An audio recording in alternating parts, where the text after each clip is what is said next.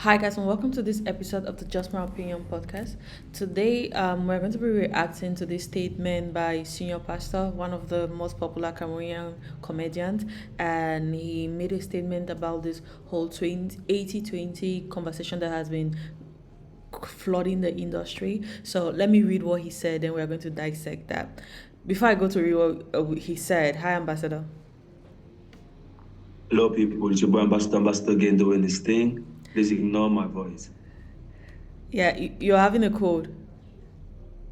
I had, but it's kind of, the cold is in his last days. Oh, okay.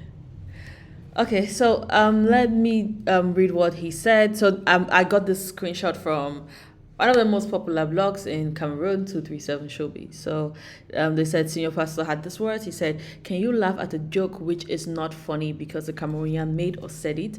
If your answer is yes, are you being honest? As much as it is important to support our own, we need to learn to add value and not concentrate much on blowing. That's fame. As for as far as fame or to blow is concerned, there is much work, skill, patience, and God's time required. You can sing a song now or produce an album or movie, and people decide to come for the launching or premiere because of support your own. Trust me, it will require how good your content is for them to watch your movie or listen to your song again after that day. It will require how good your content is for them to recommend you.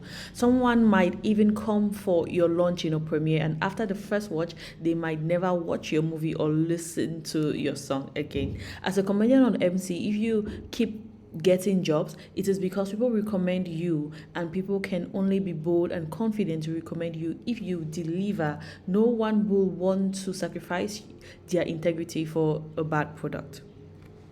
So, would you recommend a bad MC, comedian, musician, actor, etc. because of support your own? Be honest. I can decide to open a restaurant now and you will come to eat there for the first time because of support your own. But for you to keep coming will depend on how good the food you ate was and how good the customer service of my restaurant was on your first visit. No one can be happy paying for or consuming a bad product more than once. What I'm trying to say is this: support your own is a good thing, and for us to be able to go past talking about and reading it theory, we need to be able to tell ourselves the truth. Find market, the sale itself. Okay. I love the conclusion there. Find market, the sell itself. So it's basically saying, like, if your product is good, you don't even need much marketing. Well, that's to be debated, but if your product is good, there's a high chance that it will be recommended a lot, and being recommended a lot means people are going to naturally aggravate to your product. What do you think about what Senior Pastor said, Ambassador? Because I think it's true, but I think we'll be talking a lot today about the whole 80-20 thing. And when people talk about it, like that's the solution to all our industry's problems. I don't think so. And it's taking so much. I like the engagement. That just shows me how dedicated people are to the industry and how concerned they are. I think we're going about it the wrong way.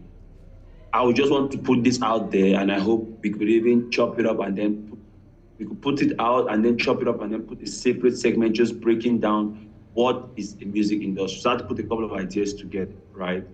And if you permit, I just want to run through the ideas. So the first aspect of the music industry is the record labels. Record labels are responsible for producing and distributing music.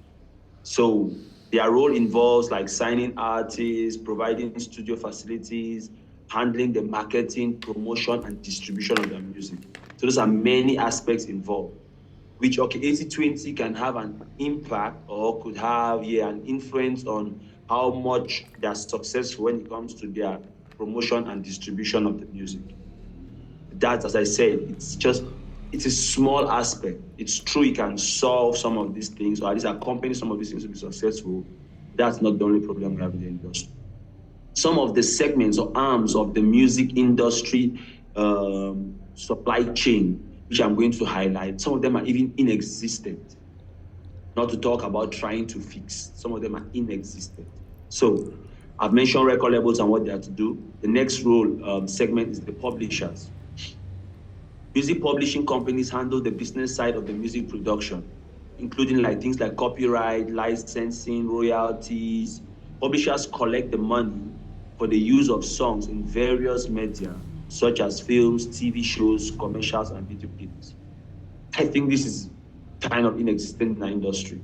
One or two reps are here and there, especially in the diaspora. I read once of this guy in France who had registered a good number of Cameroonian artists, songs under his company, and was collecting the money, and they were not even aware of it.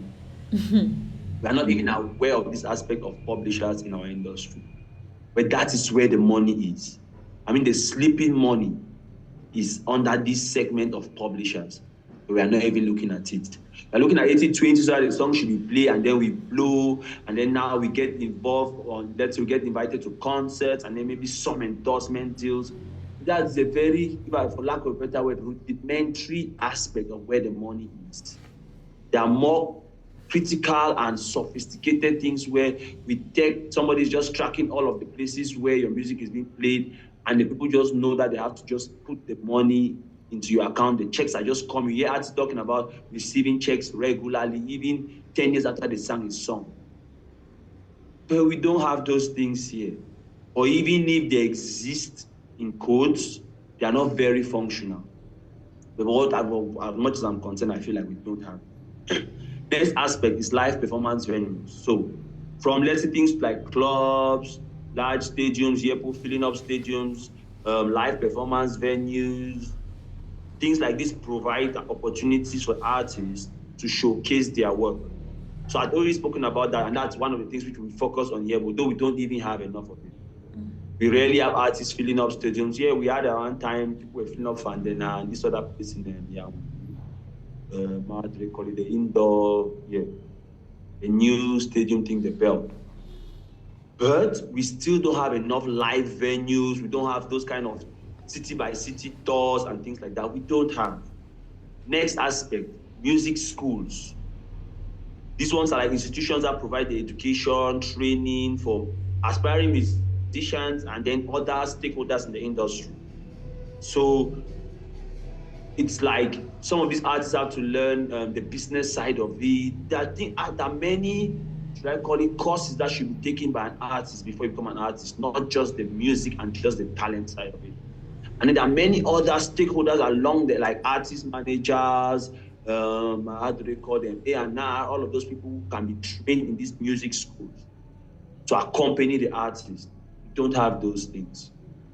We have things like music streaming services, because back in the days, it would have been the, should I call it, CD production and marketing companies.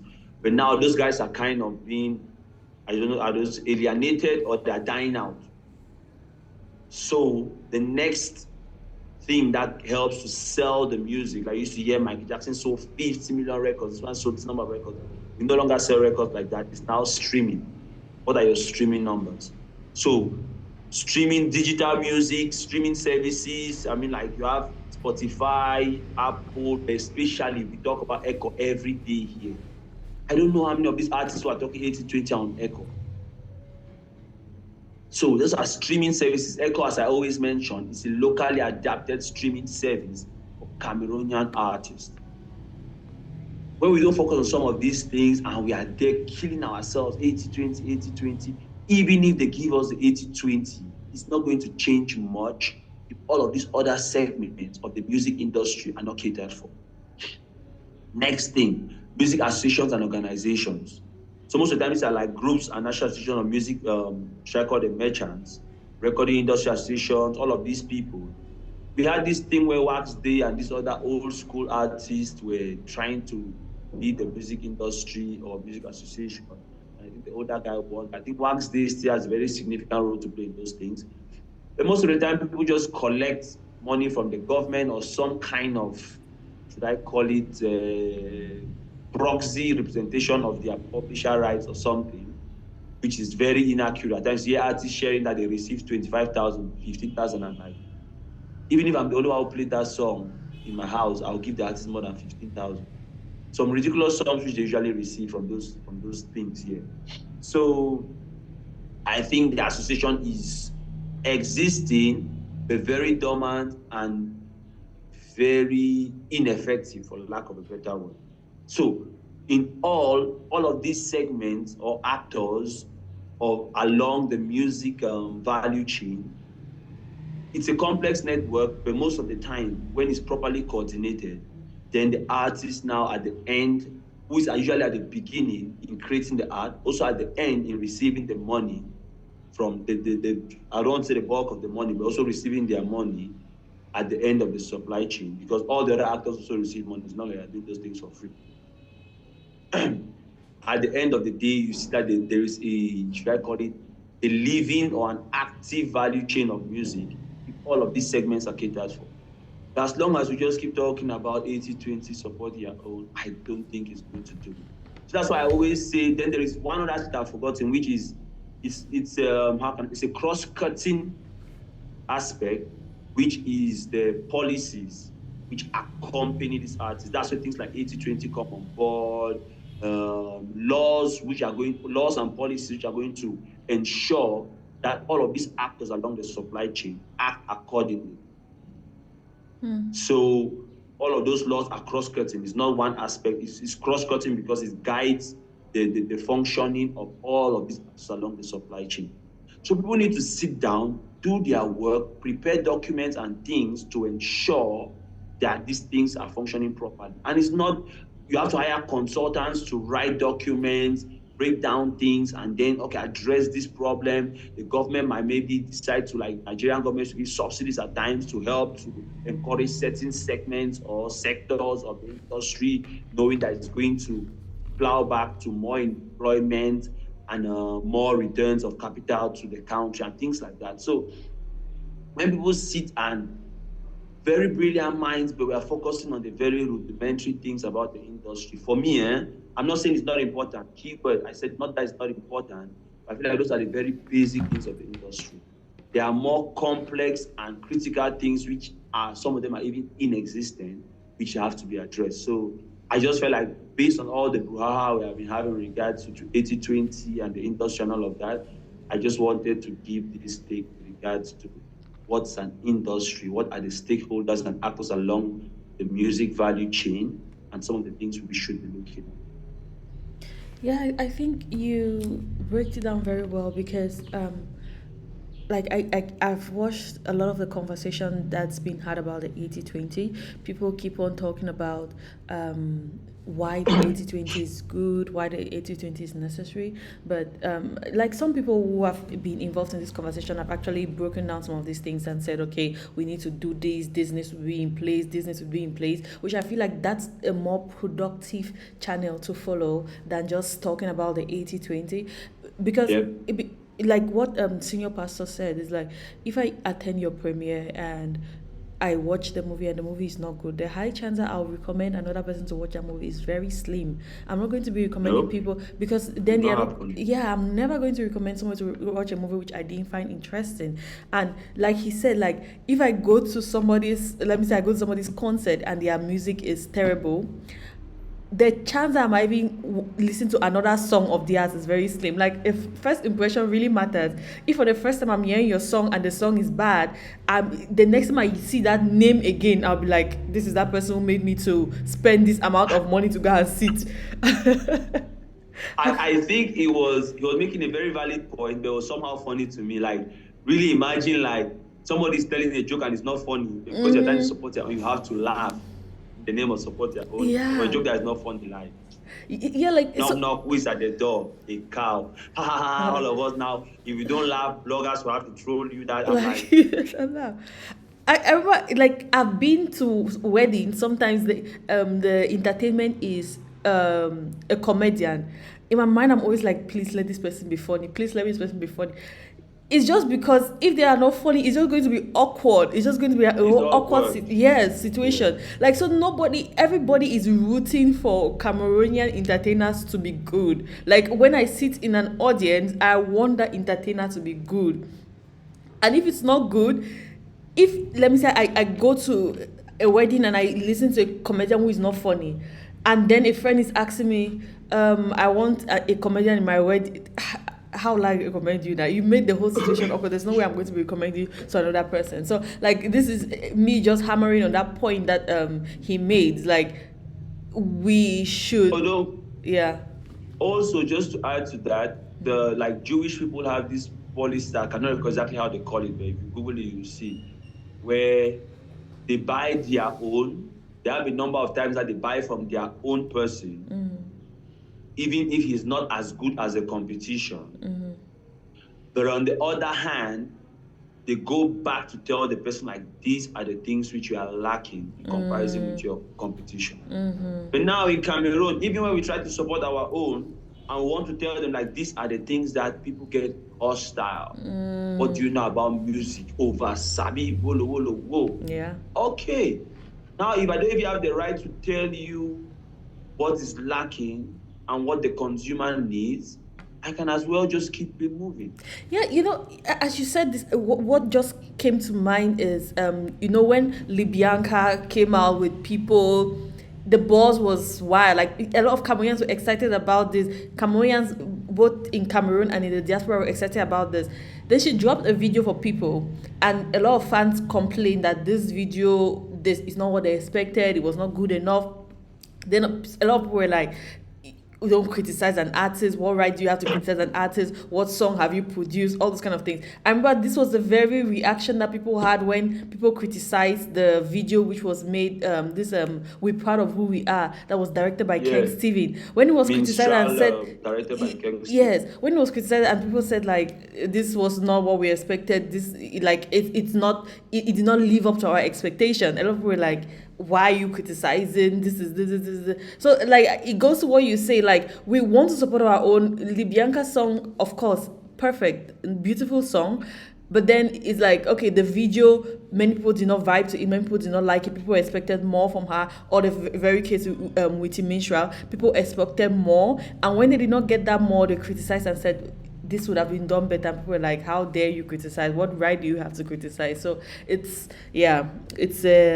something which we really need to think about. And like you said, I like that you went in and break down like all the different factors that need to be in place for a successful industry. So and this also ties with one of the points that senior pastor made, of people just want to blow, people just want the fame, so people just want to pass by and they have played their song at the bar, or they have played their song in the radio. Like, Yeah. that's not what really brings the money. When you hear the billions, the millions, that's not what brings it. So people really need to pay attention to these behind the scenes things that really lead to the real money in the industry. Because I mean, it's not just the fame. The fame has to be backed with some money in the pocket. So before we proceed with our conversation, let's talk about our sponsor, Echo.online. Yeah, so I think it's your ambassador Gay. I think I mentioned the structures that are needed for the music industry to thrive. One of those structures was the streaming services. So I've been talking about this for years, and I'll keep talking about it, even if that's my only contribution towards the success of the industry. It's blowing out this trumpet of there is a new streaming service adapted to African realities. Echo.online. Check it out on Play Store. I mentioned to you guys, it's very simple. Google it. You could use the site. You could use the app. We say the power is in your hand, just with your phone.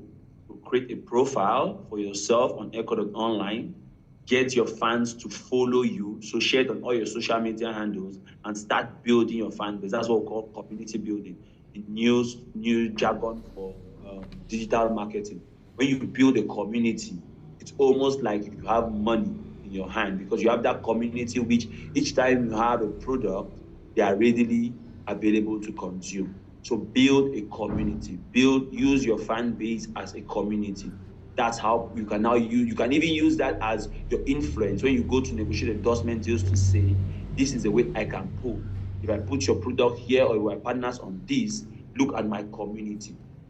Because Echo.online is not one of those places where you have 5 million followers and then they like your pictures, but now when it's time to sell, you sell to cities. No. Echo.online is properly oriented towards the business. So your followers are regularly getting notification on all the products you're putting out, your CDs, your merchandise, the events you are involved in, and all of those things. To build a community, get your followers to follow you on Echo.online. That's the first step. Create your profile, share the link regularly, encouraging your followers to follow your record online. Once you have built that community, now you can start cashing in. When you release your song, your followers are going to get notified immediately. You're going to get the organic purchases. And then even when you are done with organic purchases, you could now put it out on the other social media again, like or your social media handles, like your followers should come and buy and encourage even those on your followers to be able to see it, put it on sponsor and things like that. Because as soon as they land on Echo Online, it's about the business, it's about buying. It's not about liking, following, commenting. It's about the business. All of those other things can be done, but the focus is the business. So, Echo Online, get your followers all on board, and then you start making your money. I always say it's almost like you are signed by record label, but it's in your phone and you're in control of the record label. Because most of the things a record label could do for you, you could do it using Echo.online. So you could push your songs, you could sell your songs. And the next aspect is the payment methods. Most of the other streaming services I mentioned before Echo.online are not adapted to our African payment methods. There are credit card things and all of those things, which a large majority of your fan base in Africa does not have access to those things. So hence, it's just the people in the diaspora that could support it. And then now to get your money, you need an account out there or somebody who withdraw the money and send to you. That's local. Record it online. Your fans in Cameroon can support you. Your fans in Nigeria can support you. Your fans in South Africa can support you directly using the local payment methods from mobile money to our own credit cards here and how our own systems work. Then, next thing is how you get your money. Simple. As long as your phone is in your hand, you could transfer it directly into your bank account. If you have connected maybe your mobile money account to your bank account. If you don't want to transfer it to your bank account, if you don't have a bank account, you go directly to a mobile money kiosk or box or station and then cash out your money live, like cash your money in your hand. So when I say the power is in your hand, we really mean it. The power is in your hand. Echo.online and your phone in your hand, the dreams are possible. So guys, jump on board Echo.online and then share the success story with us. Yeah, so this is definitely a case of giving it a try and seeing how it works out for you. Like the ambassador always says, jump on it and share your success story because it's something that other people have jumped on it and they have gotten their money. So try it out and see. It'll definitely work for you too.